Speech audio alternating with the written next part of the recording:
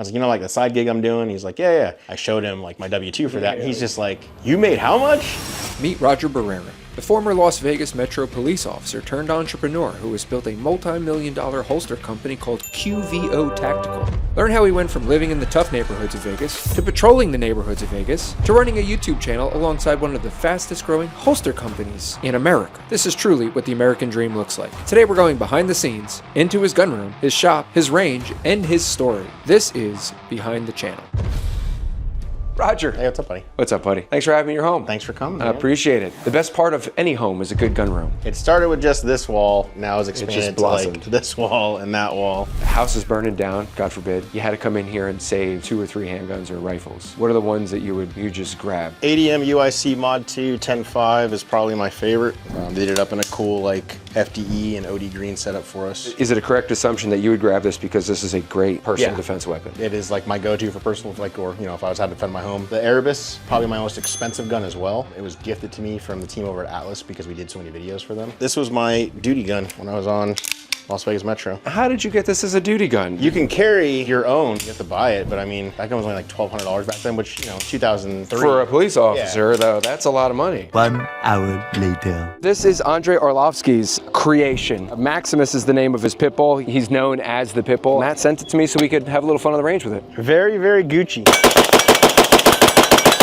Trigger's nice, straight pull back, feels good. That's just how you bump fire. Give it a couple rounds.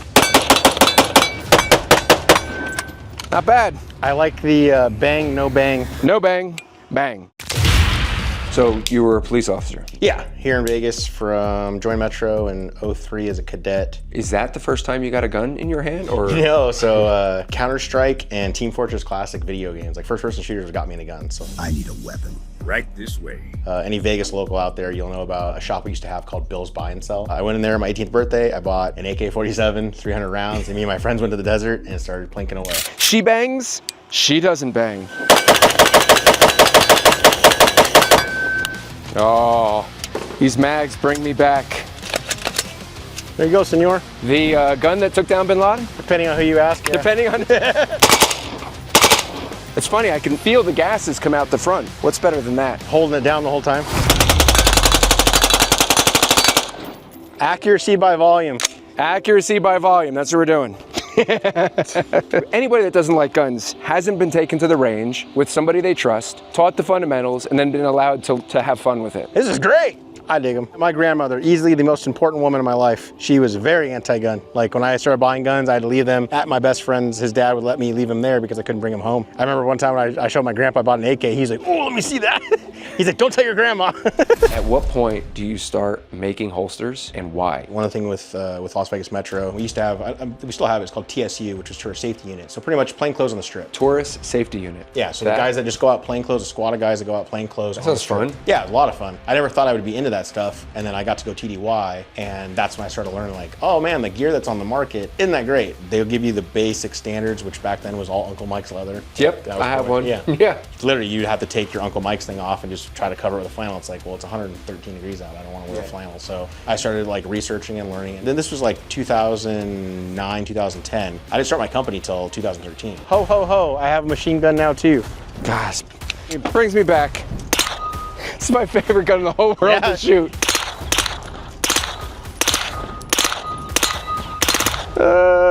People don't know what they're missing. My f***ing short little hands. I got my little girl hands. I better use my strong hand.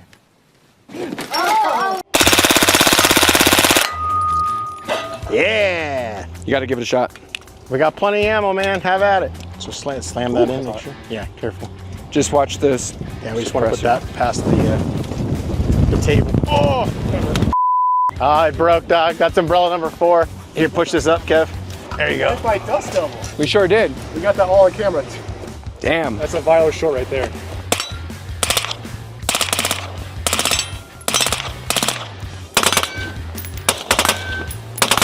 Just hold it down. There you go. My lord, it is hot in these rhinos. Warm. That's Ace Ventura 2, Svet. Just throwing it out there. after leaving the department, I ended up moving to California. And so during that time, my buddy's like, hey man, why don't you pick up on that idea when you talked about the plainclothes stuff of making holsters? All right, well, there's no holster school, so like, how do I do this? So I went to Cabrillo College out in Santa Cruz, and I started learning about 3D form and design. I took drawing, I took painting, started learning about aesthetics. I took website development, so I could start figuring out like, okay, how do we build a site up? Had a little bit of background on that from high school. All the media, all the videography, all the photography you see, it's all stuff that You literally went to college and picked the courses that you needed to build your business foundation on. Yep. That is not something that I see very often. I got one bullet. What do you think this one bullet's for? So Roger, you watch QVO, right? Yeah. I got 2 quick challenges for you. The first is, you've seen him. Yeah, that's I've tried this. You've seen him do this, right? Like, he has like 50 tries where I could get it. yeah. Anyway, I try this with everybody. Did you see if he could juggle? I did not. I bet you he can. He must be able to. We give everybody 6 attempts. I'll share the advice Nick gave me when he tried and failed miserably to get me to do it. As the bullet's coming down, you want to get the gun under it as it's falling. Okay. So don't just try to catch it, try to stay under it so then it has something nice to land in.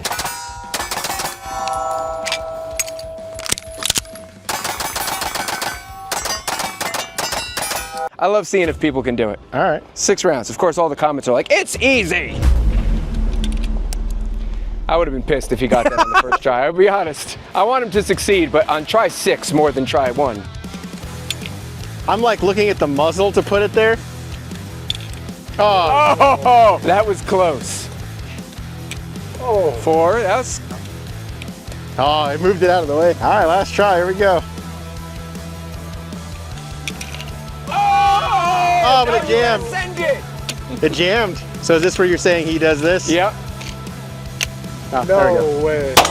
I think I'll give that to you. That was pretty close. So I started 2013, and then me and my ex-wife split, so I moved back to Vegas. I got hired by our county officials here as a security supervisor for the county, and so while doing that, I was doing my holster stuff, just kept it going, and it was like, hey, cool, like it lets me eat out lunch every day. Like I can go out and buy lunch every day because I have extra side income. Sure. And that turned into like, okay, maybe we're doing like 2-3 holsters a week. Where are you getting these first customers from? Are they all cops you used to work with? I hated right? social media until I started QVO, and then that's when I got my first Instagram account. So social media really is where you started to I'd get say it. like 95% of. Yeah, social media is unbelievably powerful. It's crazy we live in a world where any person, anywhere with access to the internet can sell a product and exchange value with another person who's anywhere with the internet. Right.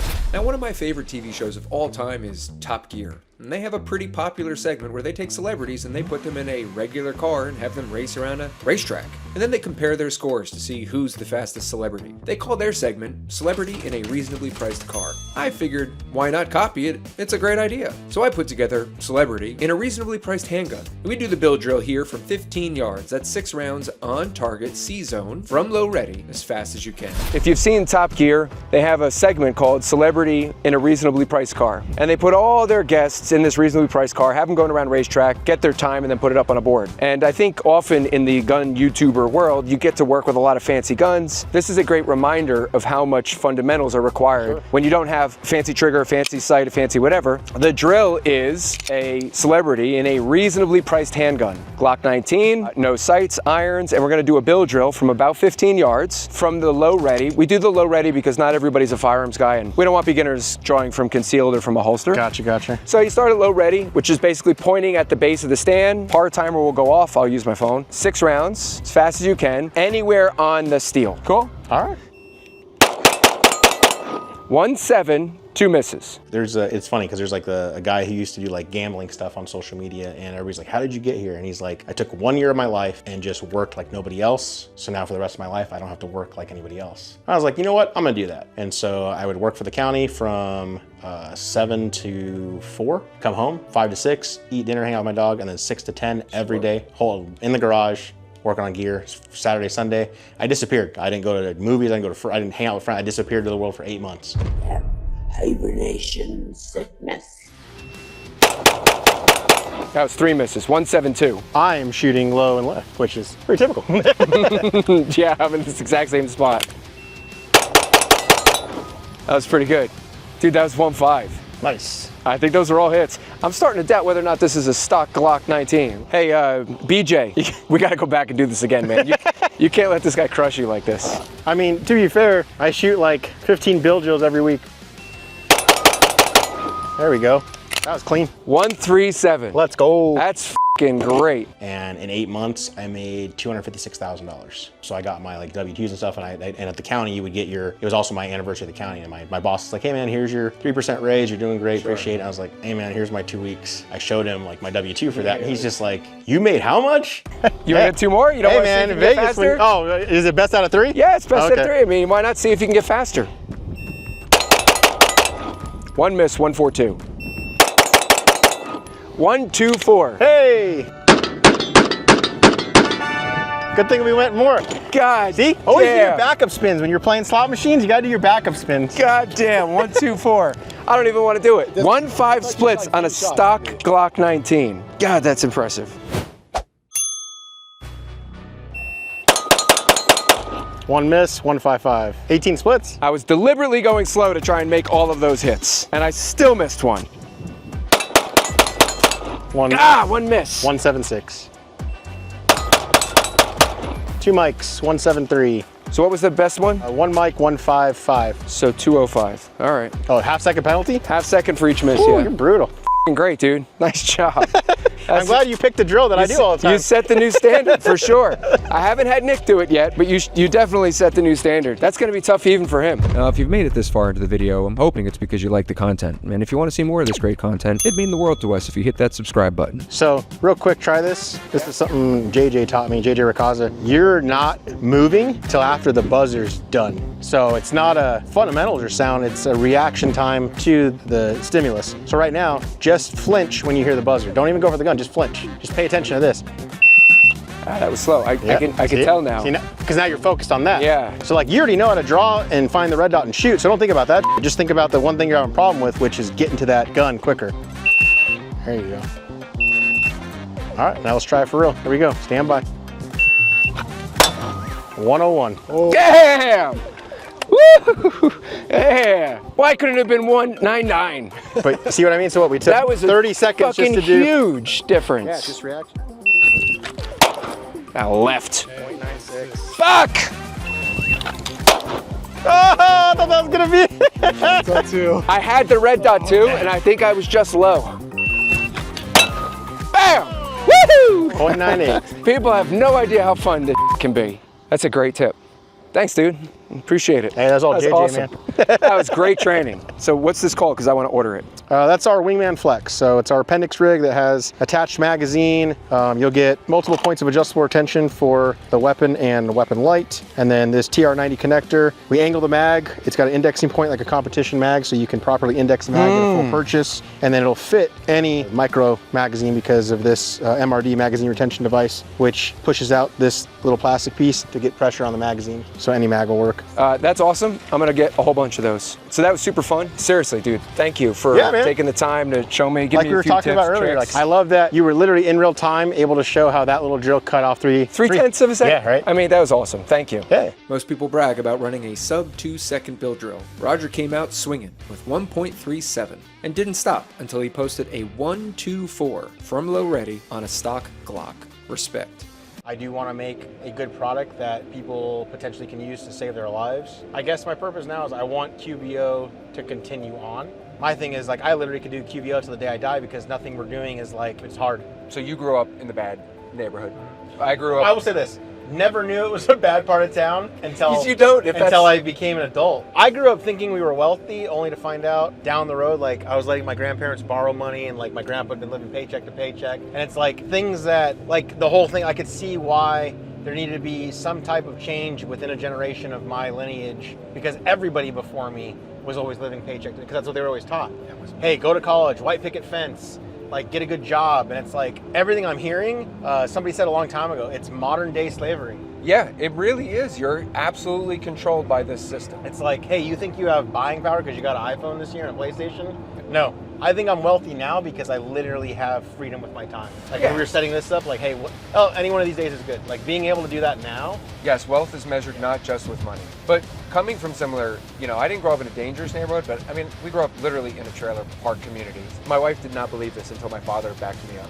But we lived at the top of a hill, and it was the kind of hill that you joke about that's so steep, and you exaggerate the story, but it's the kind of hill that you cannot park a manual car on because the emergency brake will not be strong enough, even in gear. And so we would not have water in the morning if anybody used their water below us on the hill, because there was not enough water pressure to get to the top. But now my life is, like your life. I live comfortably, and we're, we work really hard to live comfortably. I have a 10-year-old. I worry all the time about how I can teach him lessons. You had mentioned wanting to have kids at some point. That's a fear of mine. I don't want him to grow up just thinking all this comes so my girlfriend and I, we talk about this, like the second we have our first kid, I'm gonna go throw 10 grand in an account. I'm gonna keep investing it, treat it like it's a monthly payment. And that way when that child is 18, hey, here's this money, you got into an Ivy League school, you know what you want to do, you want to go to college, here we go. Versus the flip side, being a cop, I got to see a lot of other police officers' kids, and you know how it is with cops' kids. They're either great or they're terrible. Complete opposite spectrum. And unfortunately, I've actually dealt with some of my supervisors' kids that ended up like dying because of drug overdose and stuff like that. They became, just not contributing members to society. And I tell Jade, like, hey, at the same time, if our kid's a complete shithead at 18, they're gonna be, hey, you're out, and that money's ours. Like, I'm not gonna tell them about the money until they're 18. At the same time, they need to have chores, they need to get a job. I'm really big on, like I was saying before, I think college is a great idea if you know what you want to do at 18 and you have the money for it. So we're in your shop. Yes, my shop. This is pretty awesome. What are these? These are the Bamboo Labs X1, and then this is the P1S. So I got really big into 3D printing when it first started coming out. I prototyped a bunch of stuff in here. So like adapters and thumb clips and stuff. Like this goes behind a TLR7 and gives you a ledge for your thumb. So imagine your support hand right here. Yeah. So I would prototype them in here, and I made a cool video on Instagram showing people the whole process, designing it, prototyping it, printing it, testing it on the range. A popular gun will come out, right? And I'm not sure if it's popular enough to justify the investment in molding. So what I can do is a lot of manufacturers, I'll work with them and get a 3D file of their firearms. I can shape it and cut it up and make a mold out of it so I can do a test run. It's the same style, same quality holster. It's all still vacuum formed. It's still routed and cleaned edges and everything like that. But I can now get a test holster out to market, for a couple hours of time and a file. So you say the 3D file for the gun, so you can print like the blue guns? Yep, I'll show you in a sec, yeah. That's awesome. Yeah, so those things are expensive as a lot of people ask about yes, the majority of what we do is custom holsters, but we do have in-stock items. Oh, so this is like stock? Yeah, so they're plain black holsters. Like somebody's like, hey man, I don't want to, honestly, our lead time is short. What are we shipping out, like a week and a half right now? Yeah, so if you're ordering a custom holster, right now you're getting it in about a week and a half. But if somebody's like, nah man, I just need it's going inside my waistband. I don't care. Black, no frills. Yep, we restock these every Friday. We look at what's out of inventory and restock them. Like fabric overlays, you guys see here is like the Relv and then multicam. Love genuine multicam cord. I love the multicam. Old school Woodland. These guys right here, this is our Aloha White, and an artist makes this fabric. We buy it from them. So they come here and they'll cut everything the size of what we need. So they're gonna take this, they're gonna adhere it to the Kydex so that it can go out for molding. So this is where it starts? Yep. So coming out here into the actual production area, Compton's doing the pressing today. So he'll take a mold, he'll put the correct block out that we need for it. This is a comic book pattern. This is from an artist that we purchased it from. So this one was on green Kydex. So he'll take it, he'll put it in the heater. It'll heat up to whatever the specs need for that one. I don't want to give too much away, but yeah, it gets it to where it's malleable, and then he'll vacuum it down and then it'll come out. So this is like step 2? Correct. It'll go from being a flat piece of Kydex to having the definition and the shape. This is both halves of the gun? Correct. Oh. So eventually there's going to be a cutting and a flipping. Yep, that's the other parts of it, yeah. This is initial fitment. You said final fitment is done with the actual gun. That's why I see firearms over there. So you just have like a whole... Watch this, you want to see this part. This is probably my favorite thing when we do holsters. No pressure, Compton. Don't mess it up. Just that. ASMR. It's very satisfying. And so that'll cool for like 2 to 3 minutes, and then every 2 to 3 minutes he's got more popping off. So he'll fill up this box. Sal will come over, grab the box over here. So you can see Sal will come and grab boxes that are full of these. So this is next. Yep. He'll trace this stuff up, as we were talking about trim molds, right? So every mold you guys are seeing out there, we have to have the shape of what the holster is here. And so that's Are why these 3D printed? No, these are all CNC out of machine. So I have a mold designer that we use. Like if I have something like, hey, it's a Glock 17 X300, yes, we know that's gonna sell, obviously. So I'll buy the full mold makeup from him. So here's the new Staccato HD. So he's gonna take it and then he'll line it up. He'll drill out the holes that are gonna be needed for all of the different attachments. So those posts will go through, he'll line everything up, and then he'll trace it up. So now he has his shape, that goes to the bandsaw, gets cut to shape, gets routed, and then it goes to the next step to get all the edges cleaned up and stuff. So after it's been cleaned up and stuff, yeah, so Gil now will take this, he'll form it to a blue gun with the weapon light on there. So you guys see like just as many guns we have all the matching blue guns. So he'll get it all to where it needs to be, put it to the fan, then move on to the next one so it can cool down. And then you were asking about, so this is 3D printed. So instead of going to buy another Staccato with an X300, that way they don't have to keep walking in there and getting the gun. They don't need the real gun for folding, they need the real gun for fitting. So that way they can fold with these, and then the guys that are doing the fitment can use the real guns to ensure fitment. And this is where you'll see they're taking the actual gun and doing fitment with it. And so this is make where final adjustments or whatever. Yeah, and so this is where unfortunately they have to go and grab the real light, like they have to build these all up. Well, they don't have to, but if you want a quality product, they have to. Yeah. You know, since Marco shoots us up on the channel a lot, he's a pro shooter, he'll understand like, hey, this is what this should be, or this is what this is. Proper attention, determination. Yeah. Is this pretty much the final stage of QC, or is there one? One more. There's one more. They won't make any notes. John will come in here if there's any like, hey, this one's, there's like a little bit of wiggle or there needs to be adjustment here. John will go in and fine tune it. From there, they will go over to Renee, and Renee will go through. One of the things with fabric adhesion is when we do the finishing, sometimes fabric can peel. So like right here, there's a little bit of air pocket there. So she'll go push the air out, get the adhesion to go back down. If need be, she'll peel back, go in there with adhesive, and get it to where it's perfect flush and back down. So she's the one that makes sure it's perfect. That's Renee. After burning some gunpowder and running the Bill Drill gauntlet, we sat down to talk about the stuff that doesn't fit in a YouTube thumbnail, starting a business from scratch, building generational wealth, and what kind of father he hopes to be someday. We're back in your home, full day. Thank you for taking me man, it's been a blast. through the shop, over to the range. The range is just BLM property in Vegas, where you could just go pull up your car and shoot, which is awesome. I sincerely appreciate you letting me into your home. It's significant to me. It's not lost on me. And so thank you. I really appreciate that. Thank you. We're wrapping it up. I was looking through my notes and I spoke to girlfriend Jade, and she told me you have some tattoos. Yeah. Significant tattoos. Yeah. You don't have to strip, you know.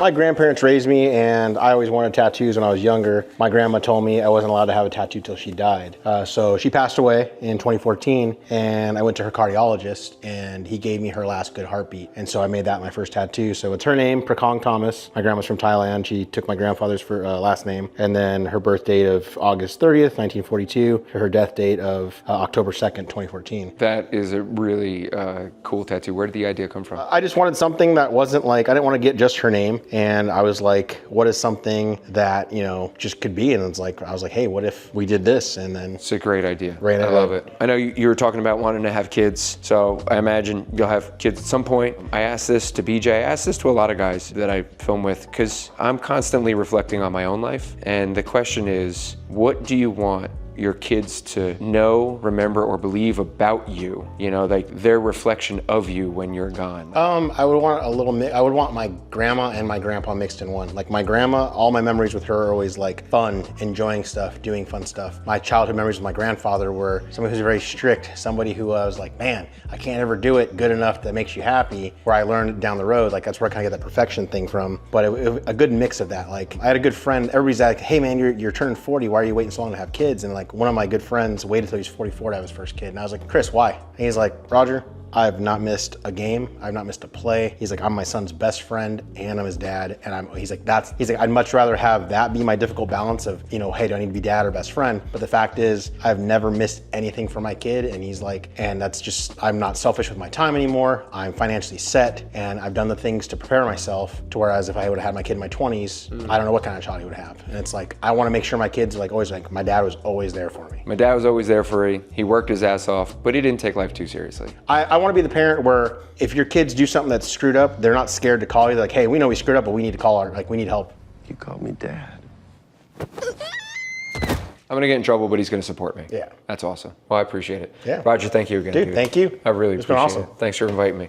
From duty belt to business owner, Roger's story is about building something real. From nothing but an idea, a little grit, and a lot of work. QVO Tactical didn't come from luck. It came from showing up day after day after day. If you like this episode, you're going to want to check out our conversation with Print, Shoot, Repeat, a masked creator breaking every gun internet rule while building a YouTube empire. Or Ballistic High Speed, where Adam tells his story of surviving an RPG explosion. For real. Real people, real stories. This is Behind the Channel. Yeah.